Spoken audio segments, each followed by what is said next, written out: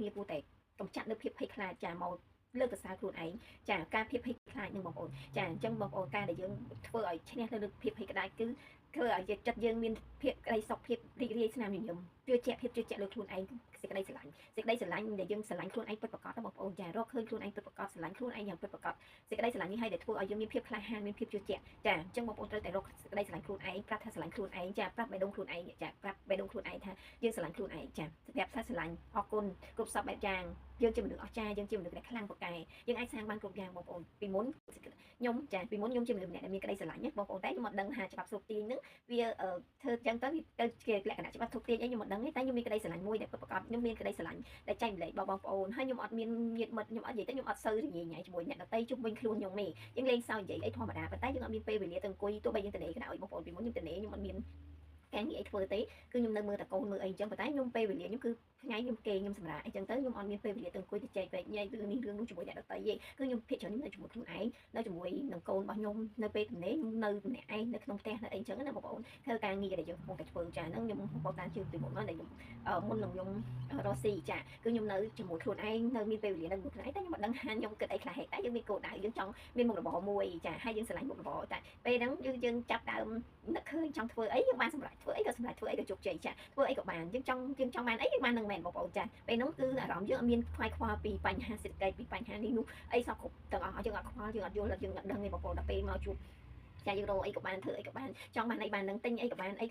នចាគាត់ថាយើងនឹកឃើញចង់បានយើងស្រឡាញ់គឺយើងអាចទិញបានអញ្ចឹងមែនបងប្អូនច្បាប់សុខទាញមានពិតតែបងប្អូនចាដល់ពេលខ្ញុំមកជួបបទពិសោធន៍ចាចាប់ដើមជួបបទពិសោធន៍គឺមានភាពខឹងស្អប់ចំណៃនៅក្នុងខ្លួនចាពេលហ្នឹងគឺចាប់ដើមហើយចាអញ្ចឹងបងប្អូនគាត់គេថាពេលដែលយើងមានភាពអស់នោះពេលយើងខឹងគេស្អប់គេយើងក្តៅក្រហាយខ្លួនយើងបងប្អូនចាភាពតូចចិត្តតូចថ្លើមហើយជួយគេប៉ុណ្ណឹងហើយគេមើលមិនឃើញពីយើងស្អីសពគ្រប់បែបយ៉ាងស្រឡាញ់គេជាងស្រឡាញ់ខ្លួនឯងចាពេលហ្នឹងចាប់ដើមធ្វើឲ្យយើងបងខាតគ្រប់សពបែបយ៉ាងរឿងអត់ល្អក៏ចេះតែចូលមករឿងអវិជ្ជមានក៏ចេះតែចូលមករឿងអវិជ្ជមានក៏មិននៅក្បែរយើងចាព្រមជាយើងរាល់ថ្ងៃទៅជាការជឿរបស់យើងចាយើងបាត់បង់ខ្លួនឯងដល់លេងបងប្អូនចាអញ្ចឹងបានលើកទឹកចិត្តឲ្យបងប្អូនអរគ្នាងាកមើលថែខ្លួនឯងមើលខ្លះទឹកខ្លួនឯងមើលពីខ្លួនឯងចាពេលដែលយើងកំពុងតែរស់ស៊ីក៏ដោយចាយើងកុំខ្វល់ពីអ្នកដទៃកុំខ្វល់ពីអ្វីការនៅជាមួយខ្លួនឯងគឺល្អខ្លាំងមែនទែនគឺឲ្យយើងមានអារម្មណ៍ស្ងប់មានភាពជឿជាក់លើខ្លួនឯងមានគោលដៅច្បាស់លាស់ចាមានក្តីស្រឡាញ់ខ្លួនឯងយ៉ាងពិតប្រាកដយើងអត់មានមួម៉ៅក្តៅក្រហាយខឹងស្អប់អ្នកណាទៅអ្នកណាអញ្ចឹងបងប្អូនអរគ្នាគួរតែ check នៅអារម្មណ៍របស់ខ្លួនឯងតាមដានការគិតរបស់ខ្លួនឯងចានេះវាជាបទពិសោធន៍ពិតមួយដែលខ្ញុំ